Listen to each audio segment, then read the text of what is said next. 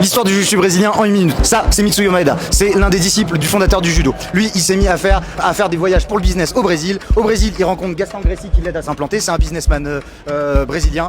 Donc, pour le remercier, Mitsuyo Maeda va enseigner à ses fils le jiu-jitsu brésilien. Ça, c'est Carlos Gracie. Ça, c'est Helio Gracie. Donc, c'est les deux fondateurs. Helio Gracie, il est tout frêle. Lui, il l'est un peu moins. Mais parce qu'il est tout frêle, il va développer le jiu-jitsu brésilien pour montrer que c'est pour tout le monde.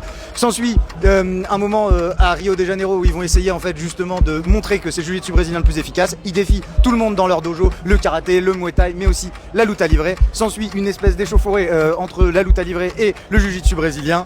Rivalité qui prend fin en 1997. Eugène Tadeo qui représente la lutte livrée, Renzo Gracie qui représente le jiu-jitsu. Allez bim, c'est parti. Ils se battent dans une salle qui est pleine à ras-bord de plein de gens.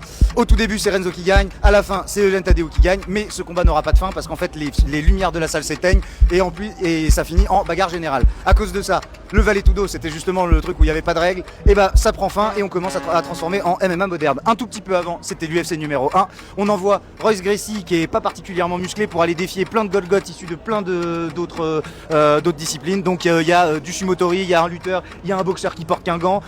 Et c'est Royce Gracie qui finit par gagner. Il est le premier champion de l'UFC. Bravo à lui. Voilà, ça c'est l'histoire du jiu-jitsu brésilien aussi vite que j'ai pu. Pousse.